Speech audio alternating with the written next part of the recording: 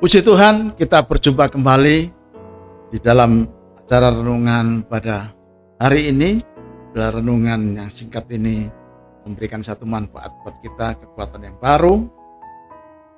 Biarlah hari ini tersenyumlah, karena Roh Allah bekerja dalam pribadi kita, di mana Roh Allah ada dalam pribadi kita bisa menangkis segala anak panah si jahat, menangkis orang-orang yang membenci kita, tetapi kita boleh tetap memberkati mereka.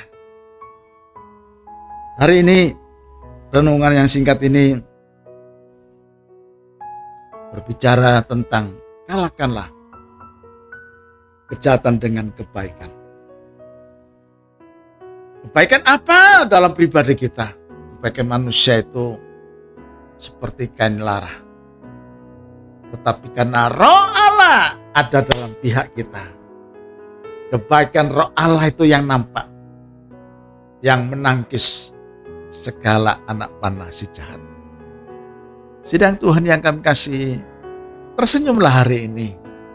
Jangan kita cemberut, jangan kita ini bersusah-susah melihat orang berlaku jahat kepada kita, melihat orang yang memperlakukan kita tidak adil. Tersenyumlah kepada Tuhan Allah kita yang ajaib. Ayo kita akan baca renungan yang singkat ini, Bapak Ibu. Renungan singkat ini memberikan satu manfaat untuk kita melompat, mengambil yang Bapak berkehendaki. Kita akan baca di dalam surat Roma pasal yang ke-12 ayat yang ke-21. Roma pasal yang ke-12 ayat yang ke-21. Demikianlah bunyi firman Tuhan.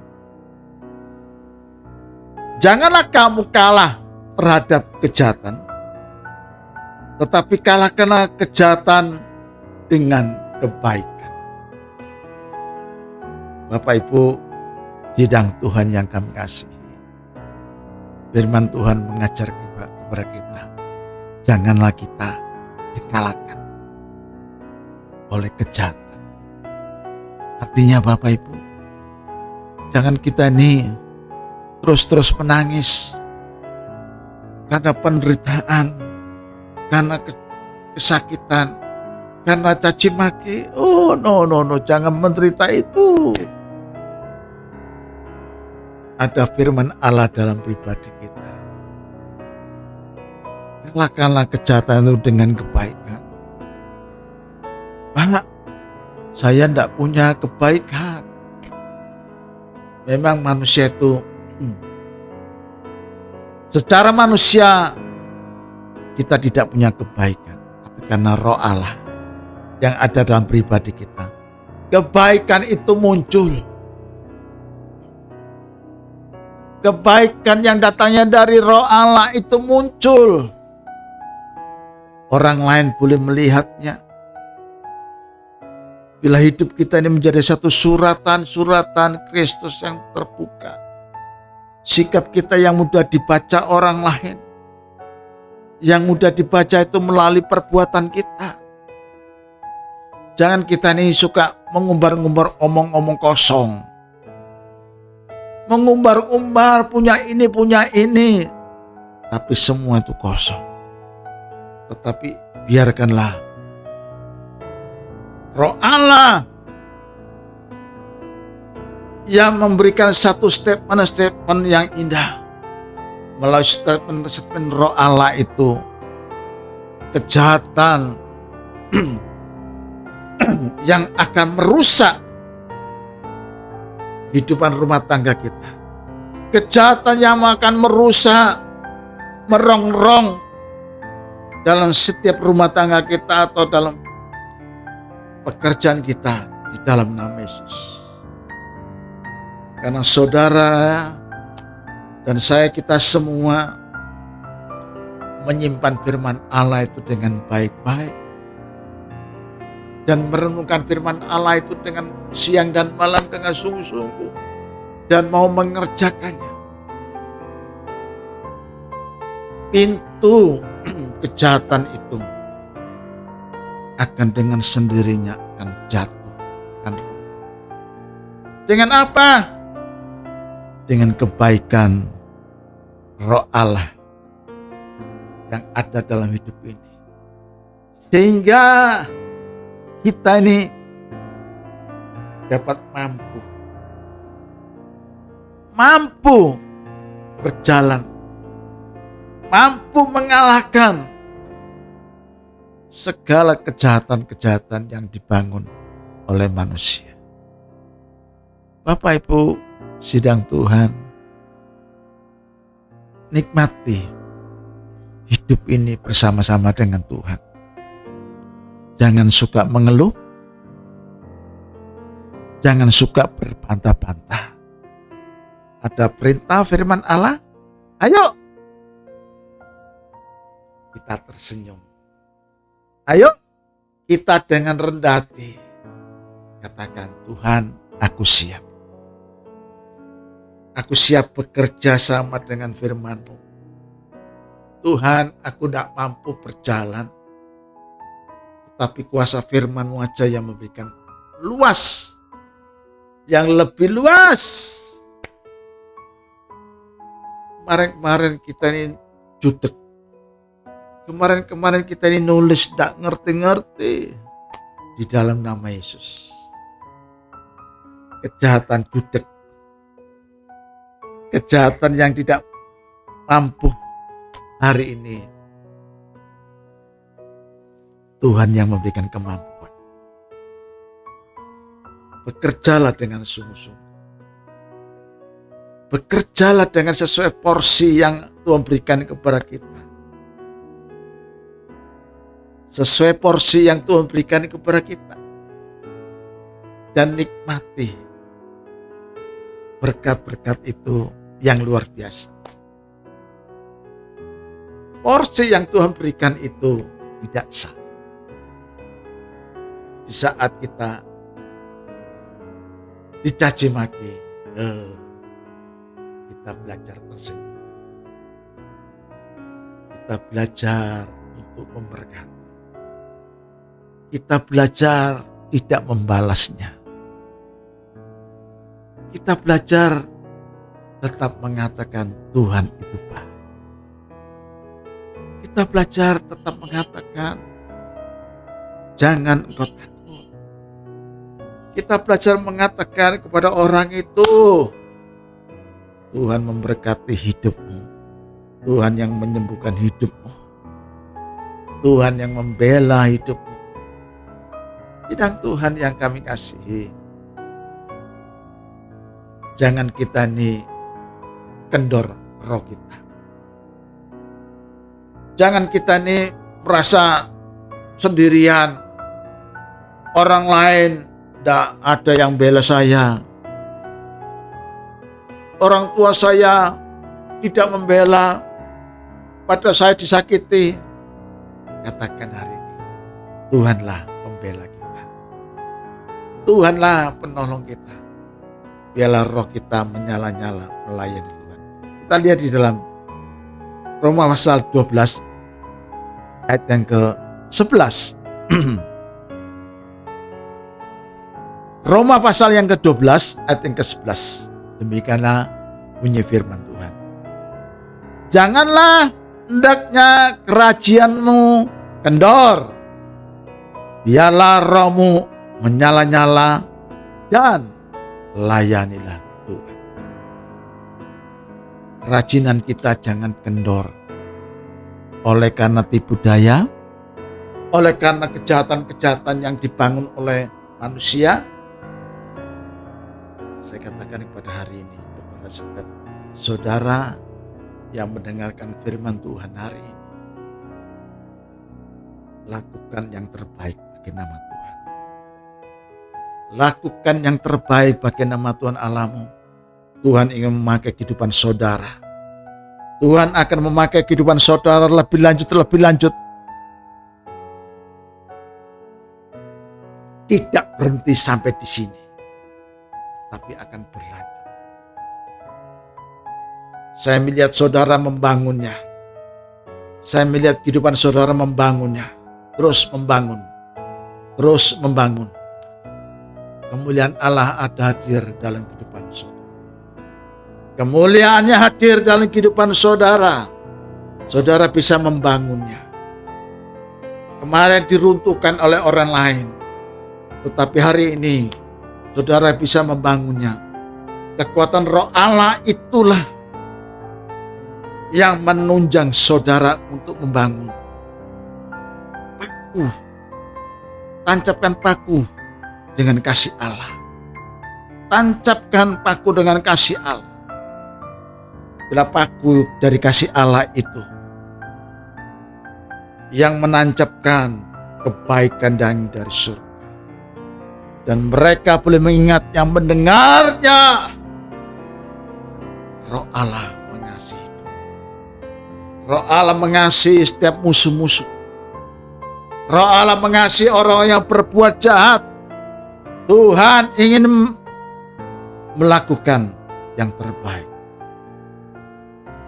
Saya melihatnya, Bapak Ibu. Saudara dipakai Tuhan lebih lanjut, membangunnya kembali. Jangan bimbang atau ragu dengan firman Allah. Karena firman Allah inilah yang mengoreksi pribadi kita. Karena firman Allah inilah yang membentuk setiap saudara dan saya. Dengan firman Allah ini, kita dapat berjalan. Saya sekata dengan firman Allah.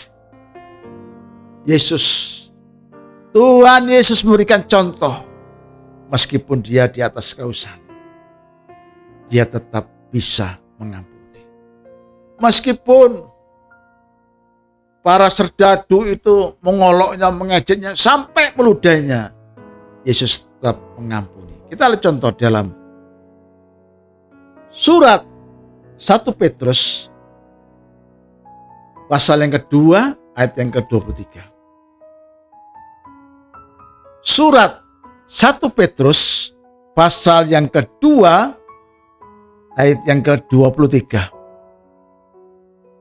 Saya bacakan. Ketika ia dicaci maki, ia ini Tuhan Yesus, ia tidak membalas dengan mencaci maki. Ketika ia menderita, ia tidak mengancam, tetapi ia menyerahkannya kepada Dia, Bapa kita di surga, yang menghakimi dengan adil. Kesempatan pada hari ini,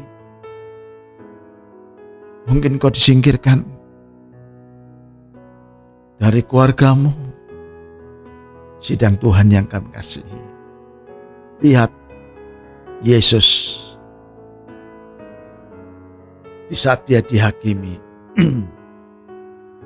di saat dia dicaci maki, dia menyerahkan semuanya kepada Dia, kepada Bapa yang di surga.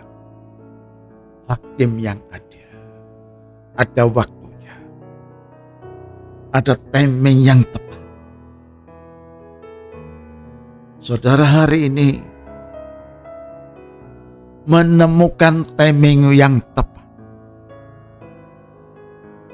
Saudara dan saya menemukan timing yang tepat. Bukan waktu-waktu abal-abal, tetapi waktu yang Tuhan berikan yang tepat. Di mana waktu yang tepat itu menjungkir balikan segala satunya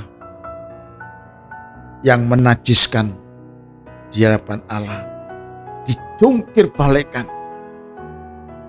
Dan firman Allah memberikan supaya kita tegak, supaya kita tetap berdiri teguh, jangan tergoyangkan atau dijual oleh karena kebutuhan hidup. Bapak Ibu sidang Tuhan yang kami kasihi, kesempatan yang terbaik ini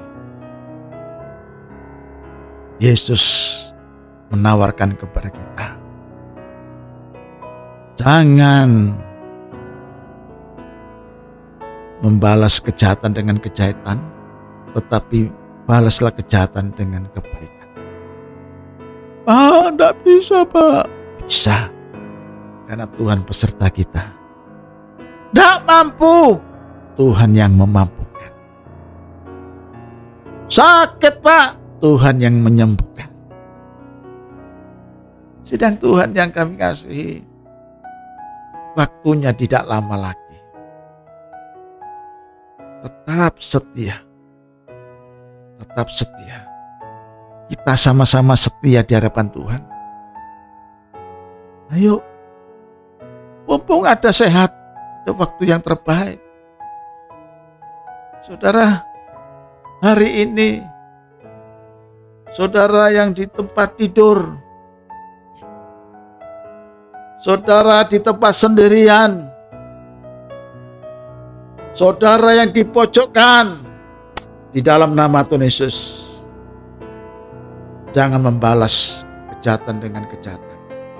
Balaslah kejahatan dengan kebaikan. Berkati mereka yang berbuat jahat. Berkati mereka yang suka berbuat onar. Hari ini saudara yang sakit disembuhkan, karena saudara bisa memberkati mereka yang berbuat jahat. Hari ini saudara yang kesepian, yang mengalami kekurangan, di dalam nama Yesus, Tuhan yang menghiburnya, Tuhan yang mencukupkan. Karena saudara suka memberi. Saudara ingin diberkati Tuhan lebih lanjut, silakan suka memberi. Pak, saya tidak punya harta banyak. Tuhan tidak butuh harta kita. Tetapi Tuhan membutuhkan penyerahan hati ini, hidup ini. Di saat kita belajar menyerahkan hidup ini kepada nama Yesus, dengan kita berdoa sungguh-sungguh, pintu surga terbuka. Pintu surga terbuka. Dia Bapa yang sangat baik. Dia membalut segala luka hati kita. Disembuhkannya kita. Yesus pun disembuhkan. Yesus pun menerima, meskipun diolok-olok itu, menerima, dimampukan oleh Bapa di surga. Ada waktunya, saudara, Yesus tetap bisa memberkati. Diolok dihina tetap bisa memberkati. Kita lanjut ayat yang ke 24. Ia sendiri telah memikul dosa kita di dalam tubuhnya di kayu salib, sampai kita telah mati